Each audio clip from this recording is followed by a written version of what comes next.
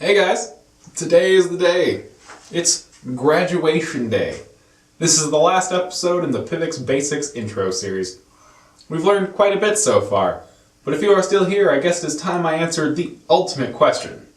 How do you buy PIVX? We'll be going over how you can buy PIVX and also other cryptocurrencies. That way you can get into all the amazing projects that interest you. Also, many exchanges have regional restrictions, so we'll be covering how to find the services that are right for you.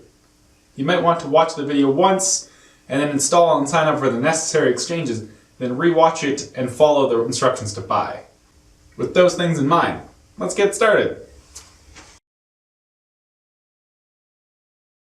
There are a couple of definitions that need to be taken care of before we dive deep here. The first is that there are two kinds of exchanges that are very different. They are centralized and decentralized. Simply put, centralized exchanges hold currencies you deposit with them and allow you to trade with others who have also deposited currencies with them. Decentralized exchanges don't hold your money.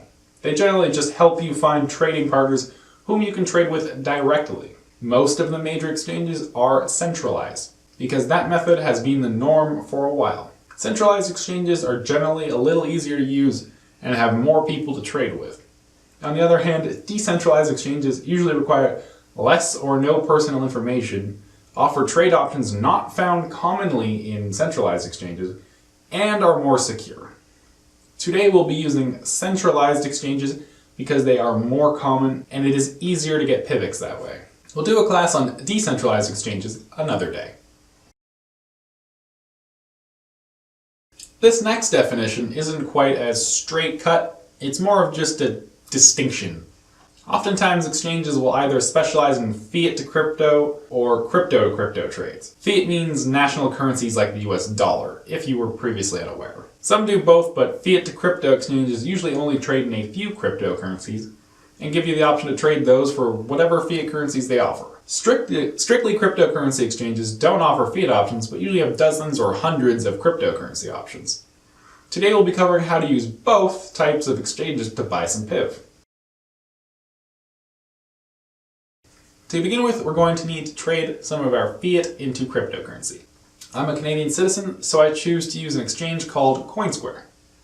It's local and offers me good options for trading as well as good rates. They do allow international clients, but they have limitations.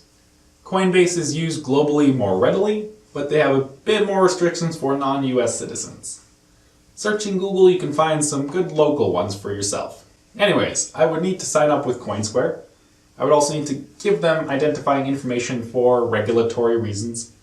This is usually photographs of a driver's license or passport, but other options are sometimes available. I also choose to add two-factor authentication to all exchanges that I use. I really recommend this as a general rule of thumb. After you've registered, you need to put fiat currency into your account. Some exchanges may have you buy the cryptocurrency you select immediately. On Coinsquare, you don't need to immediately buy. You can start with just depositing. On these types of exchanges, quick swap style features are quite common. This means I could trade Canadian for Litecoin in one move.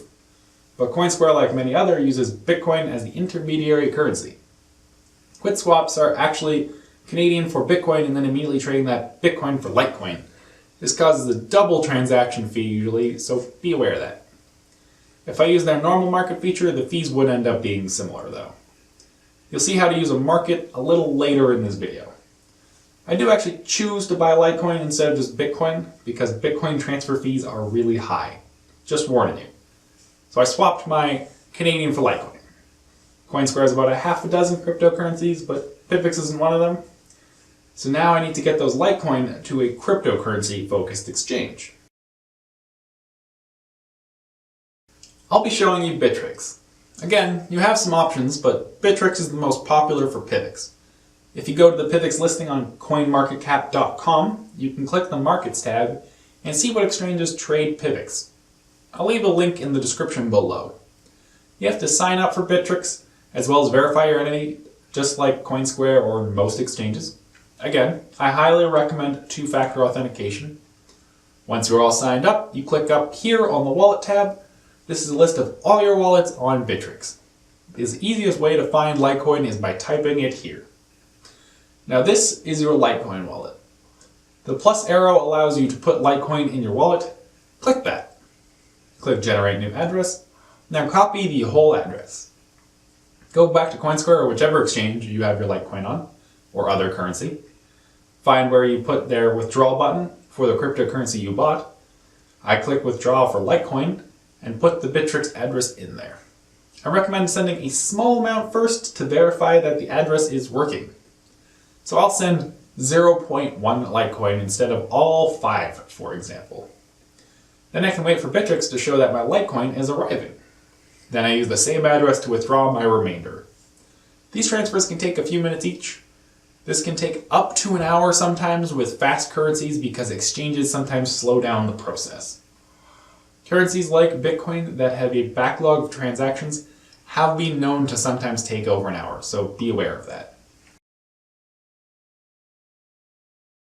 Okay, we have our Litecoin on Bittrex. I'm going to find the Litecoin market page by searching over here for it. Most exchanges have some kind of search feature, but some will just have them all listed on one page. On the Litecoin market page, we can see a ton of information. We can see Litecoin costs this much right now. We can also see the price trends. If you click here, you can change the timeline of what you see. We won't delve too much into that today. It's a deep rabbit hole. We're going to look here at the buy and sell boxes. You sell with this one here. Whichever exchange you are on, I recommend sticking to standard limit trades first if you are new to trading. On Bittrex, you can click this price drop down. You get some options. I'd choose last. This gives you the last price that Litecoin was sold at. Click max for quantity if you would like to trade all of your Litecoin for PIV. Now you click sell. It can take a few minutes to find a buyer. If the market is trending away from your price, it might take longer. In that case, you can cancel your order near the bottom of the page. Then put it up again at a new price. Bittrex also uses Bitcoin as the middleman for trading other coins. So you'll often have to sell coins for Bitcoin to be able to buy other coins. The term for this is the settlement layer. Bitcoin here is the settlement layer. Buying PIVX is almost exactly the same. Find PIVX just like you found Litecoin. Scroll down to those boxes again, but use the buy box this time. Use last price, use max, click buy.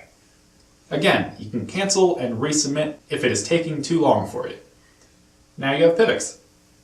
It'll be in your wallet and the Litecoin is gone. Now you've learned how to buy, sell, and transfer PIVX. Obviously, if you bought Bitcoin and sent that to Bittrex, it would save you some steps, but Bitcoin transfer fees are really high, and you will likely waste a lot of money skipping those steps. The exception is very large transactions. If you're trading more than $1,000 US, you should probably check the rates on transfers. Once you have purchased your PIV, there's only one thing left to do, and that is properly securing your PIVX. While many exchanges try very hard to protect your funds, there have been hacks in the past. You personally securing your PIVX will always be far superior than trusting the exchanges. This includes putting your PIVX on your very own digital wallet. The most typical way to do that is to put it on an official desktop wallet. That way you can secure it, back it up, and even stake it. This isn't possible for everyone though, so some people may choose other means. You can put it on a mobile phone wallet, or even a hardware wallet. Hardware wallets are probably the most secure, but lack earning potential options currently. Phone and desktop wallets tend to be convenient, but are less secure. I would love to show you how to use each of these, but I'm realizing that this video is already getting pretty long. So I'll be creating 2 videos following this one that will teach you desktop and mobile in detail. For hardware, there are already great video tutorials on it, and we'll link them in the description below as they are released. I personally recommend either storing your PIV on a desktop wallet or a ledger, which is a hardware wallet, but use mobile if the other two aren't possible. Also keep in mind that this security concern applies to any cryptocurrency that you get into. That's it. It was a bit of a doozy, but we pulled through. I tried to keep the descriptions a little generic to help you through it if the exchanges I used weren't one that you could use. In the future, I hope to have some guests to do regional walkthroughs with top exchanges in detail, but for now I hope this helped you get a start on PIVX. PIVX Basics might be officially done, but PIVX class will be continuing onwards. I'll be putting out a video each week, starting with those 2 walkthroughs that I mentioned above. If you subscribe to the channel and click that little bell, you'll get a notification when any new video comes out. Thanks for tuning in, and I'll see you next time.